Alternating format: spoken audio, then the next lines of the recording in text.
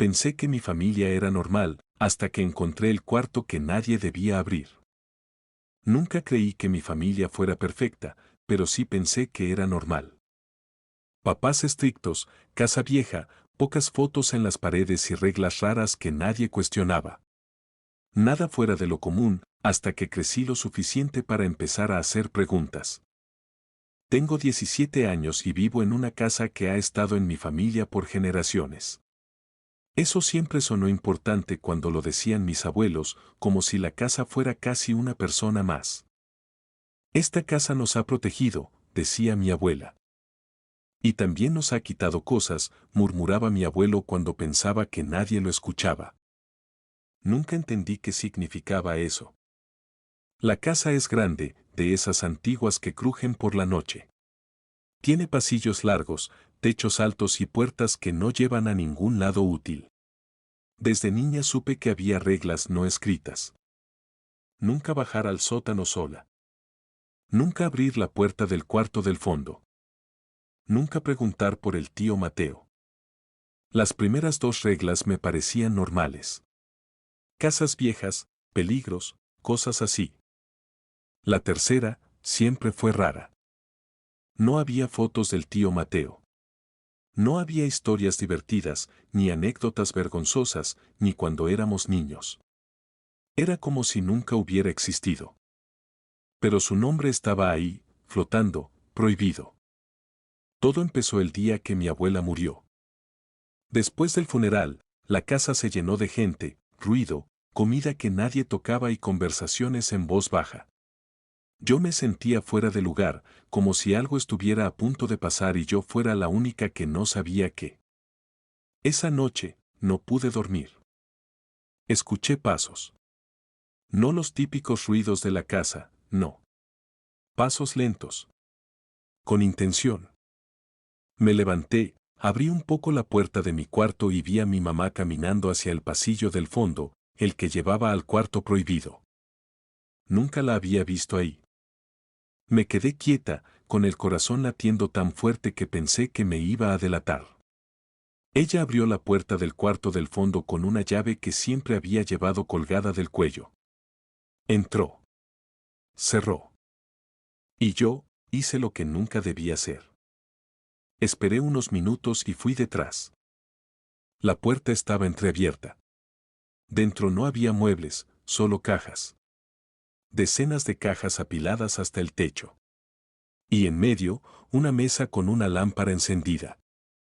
Mi mamá estaba sentada, sosteniendo algo en las manos. Una foto. No quise mirar, pero ella levantó la vista y me vio. Su cara pasó por varias emociones en segundos, sorpresa, miedo, enojo y algo más. Algo que nunca le había visto. Culpa. No deberías estar aquí, dijo, con voz baja. ¿Quién es Mateo? Pregunté sin pensar. El silencio que siguió fue pesado, casi físico. ¿Quién te habló de él? Nadie, respondí. Pero todos actúan como si fuera un fantasma.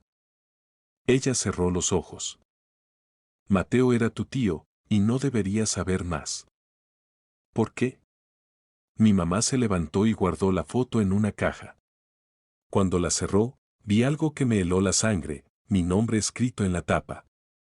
Porque todo lo que pasó con él, dijo, te involucra más de lo que crees. Esa noche dormí, pero tuve pesadillas. Soñé con puertas que se abrían solas, con voces que decían mi nombre desde abajo de la casa, con alguien golpeando desde detrás de las paredes. A la mañana siguiente, la llave del cuarto del fondo ya no estaba en el cuello de mi mamá. Pero el sótano estaba abierto. El sótano nunca había estado abierto. Nunca. La puerta siempre tenía un candado viejo, oxidado, de esos que parecen decorativos pero que nadie se atreve a tocar. Desde que tengo memoria, ese candado estuvo ahí. Por eso, cuando lo vi colgando abierto, sentí un escalofrío inmediato. La casa estaba en silencio. Demasiado silencio para una mañana después de un funeral. Mis papás no estaban. Supuse que habían salido a arreglar cosas de adultos, como siempre decían cuando no querían explicarme nada. Yo debería haber subido a mi cuarto. Debería haberme preparado algo de comer. Debería haber ignorado el sótano. Pero ya había visto mi nombre en una caja. Ya no podía hacer como si nada. Bajé los escalones despacio.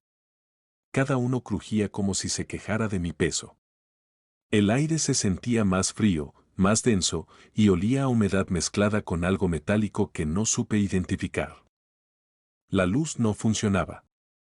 Encendí la linterna del celular y él las iluminó paredes de piedra, estantes viejos y dibujos. Eso fue lo primero que me llamó la atención. Dibujos infantiles. Hechos con crayones. Figuras humanas tomadas de la mano.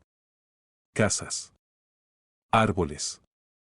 Y un nombre repetido una y otra vez. Mateo. Mi garganta se cerró. En una esquina había una mesa pequeña con cuadernos apilados. Los abrí con cuidado. Eran diarios.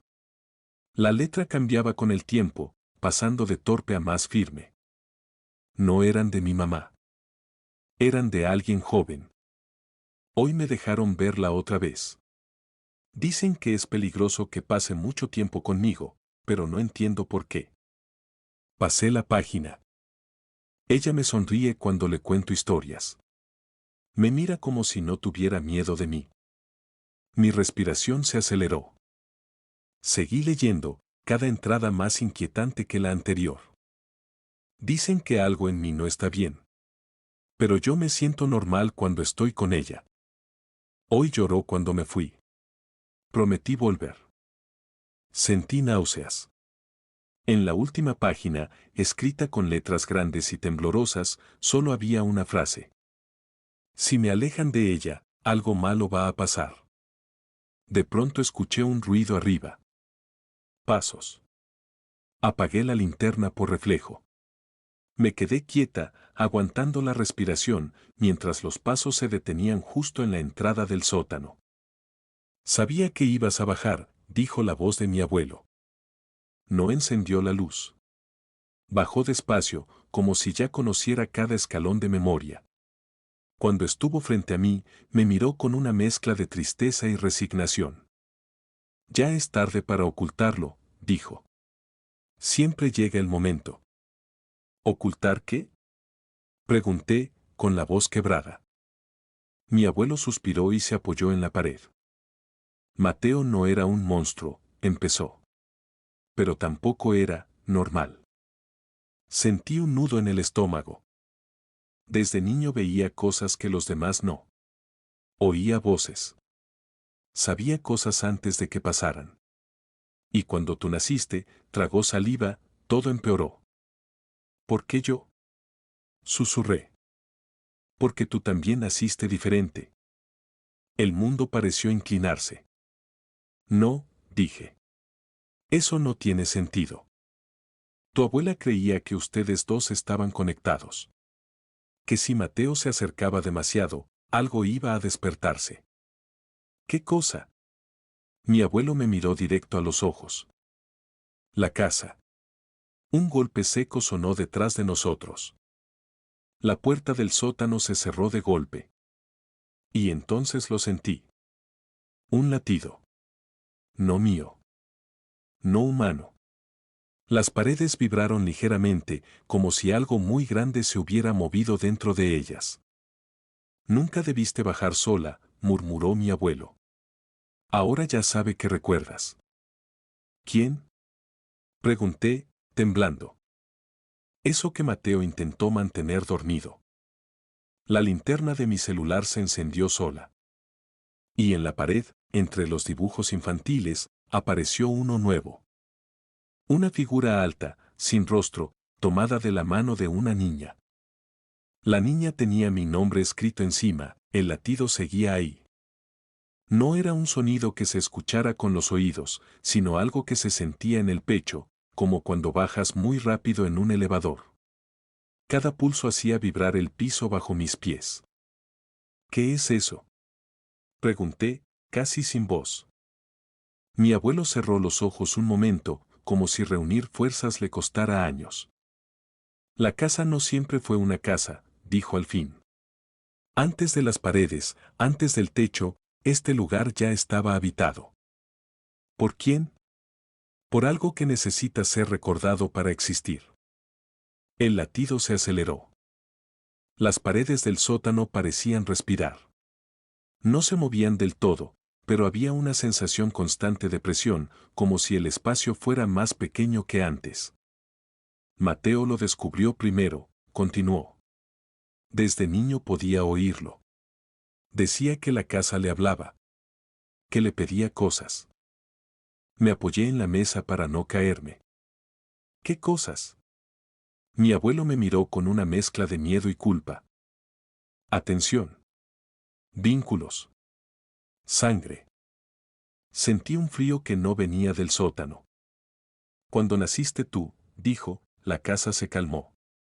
Por primera vez en generaciones, dejó de exigirle cosas a Mateo. Él pensó que era porque tú eras especial. Recordé los diarios. Me siento normal cuando estoy con ella. ¿Qué pasó con él? Pregunté. De verdad. Mi abuelo tardó demasiado en responder. Intentó irse, dijo finalmente. Pensó que si se alejaba, la casa lo dejaría en paz. El latido se detuvo un segundo. No funcionó. La luz del sótano parpadeó, aunque nadie la había encendido. Por un instante, vi sombras moverse donde no había nadie. La casa no lo dejó ir, susurró mi abuelo. Y cuando ya no pudo usarlo a él, empezó a llamarte a ti. Eso es mentira, dije, aunque mi voz temblaba. Yo nunca escuché nada. Mi abuelo negó con la cabeza. No con palabras. En ese momento, algo dentro de mí se acomodó mal. Recuerdos sueltos empezaron a encajar. La sensación de no estar sola cuando era niña. El miedo irracional a dormir con la puerta cerrada. La certeza de que alguien sabía mi nombre antes de que yo lo dijera. Mateo no desapareció, dijo mi abuelo. Fue absorbido. Se convirtió en parte de la casa. No, murmuré. Entonces escuché algo nuevo. No un latido. Una voz. No venía de afuera. Venía de adentro de mi cabeza. Por fin recuerdas. Me llevé las manos a las sienes. El sótano cambió. Las paredes ya no eran solo piedra. Entre las grietas había marcas, como huellas de manos. Manos de diferentes tamaños. Algunas demasiado grandes. Otras, infantiles. Abuelo, dije. Algo me está hablando. Su rostro se volvió pálido. Eso significa que ya te eligió. ¿Elegido para qué? Antes de que pudiera responder, la puerta del sótano se abrió de golpe. Mi mamá estaba ahí, respirando agitadamente. Sal de ahí ahora.